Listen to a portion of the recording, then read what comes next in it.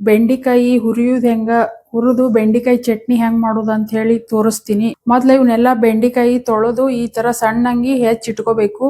ಇವ್ ಮೇಲೆ 3 ಮೆಣಸಿನಕಾಯಿ ಕಟ್ ಮಾಡಿ ಹಾಕಿನಿ. ಇದ್ರ ಮೇಲೆ 1 ಚಮಚ ಎಣ್ಣೆ ಹಾಕಿ ಮೈಕ್ರೋವೇವ್ನಾಗ ಇವನ್ನ ಹುರಿಯಕ್ ಇಡ್ತೀನಿ.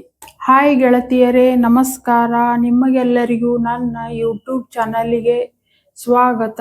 ನನ್ನ ಹೆಸರು ವಿದ್ಯಾ ಅಂತೇಳಿ. ನಾ ಮೈಕ್ರೋವೇವ್ ಒಳಗ ಏನಾರ ಹೊಸವು ರೆಸಿಪಿಗಳು ಮಾಡಿ ತೋರಿಸ್ತೀನಿ. ನಿಮಗೆ ಮೈಕ್ರೋವೇವ್ ರೆಸಿಪಿ ಒಳಗ ಇಂಟ್ರೆಸ್ಟ್ ಇದ್ರ ನನ್ನ ಚಾನಲ್ಗೆ ಸಬ್ಸ್ಕ್ರೈಬ್ ಮಾಡ್ರಿ. ಇವತ್ತು ನಾ ಮೈಕ್ರೋವೇವ್ ಒಳಗೆ ಏನು ಮಾಡಾಕ್ತೀನಪ್ಪ ಅಂದ್ರೆ ಬೆಂಡಿಕಾಯಿ ಚಟ್ನಿ ಹೆಂಗ್ ಮಾಡೋದು ಅಂತ ಹೇಳಿ ತೋರಿಸ್ತೀನಿ.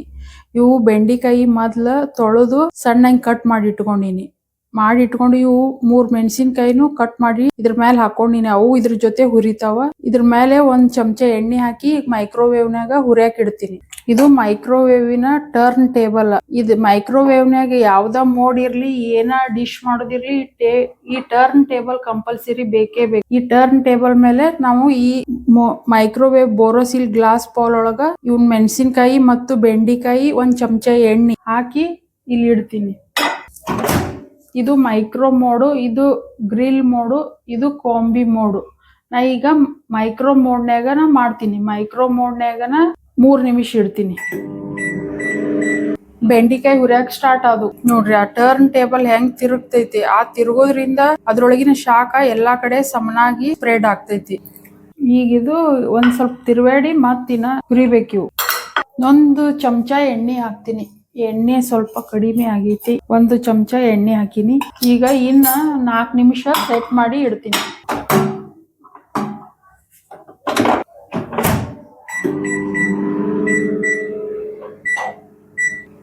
ನೋಡ್ರಿ, ಬೆಂಡಿಕಾಯಿ ಒಳಗ್ ಹುರಿಯಾಕತ್ತಿದ್ದು ಕಾಣ್ತೈತೆ.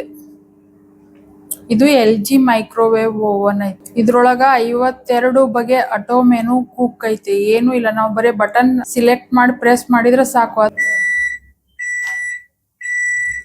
ಈಗ ಇಮಿಡಿಯೇಟ್ ಇದನ್ನ ತೆಗಿಬಾರ್ದು. 1 ನಿಮಿಷ ಸೆಟ್ಟಿಂಗ್ ಟೈಮ್ ಆದ್ಮೇಲೆ ತೆಗಿತೀನಿ. ಈಗ 1 ನಿಮಿಷ ಸೆಟ್ಟಿಂಗ್ ಟೈಮ್ ಆಯ್ತು, ತೆಗಿ.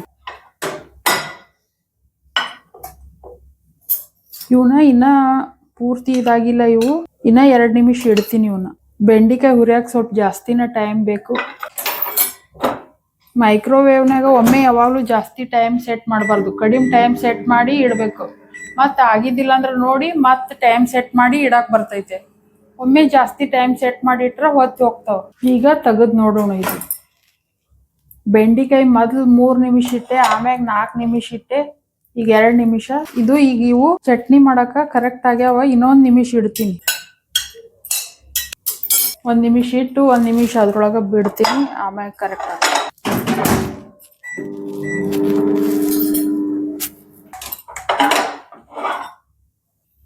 ನೋಡ್ರಿ ಫ್ರೆಂಡ್ಸ್, ಯಾವ ಥರ ಇವು ಬೆಂಡಿಕಾಯಿ ಹುರಿದಾವ ಅಂತ ಹೇಳಿ. ಈಗ ಇವನ್ನ ನಾನು ಉಪ್ಪು, ಜೀರಿಗೆ ಹಾಕಿ, ಕೊತ್ತಂಬರಿ ಹಾಕಿ ಚಟ್ನಿ ಮಾಡ್ತೀನಿ. ಚಟ್ನಿ ಮಾಡಿ ತೋರಿಸ್ತೀನಿ ನಿಮ್ಗೆ. ಈ ಥರ ನಾವು ಮೈಕ್ರೋವೇವ್ ಓವನ್ ಒಳಗ ಬೆಂಡಿಕಾಯಿಯನ್ನು ಹುರ್ಕೊಂಡು ಚಟ್ನಿ ಮಾಡ್ಕೋಬಹುದು.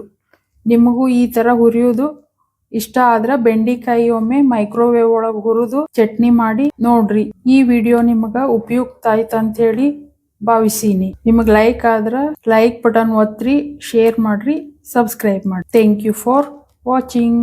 ಹುರಿದ ಬೆಂಡೆಕಾಯಿಯನ್ನು ಕಾರು ಕಲ್ಲಲ್ಲಿ ಜಜ್ಜಿ ಚಟ್ನಿ ಮಾಡಿಕೊಳ್ಳಿರಿ.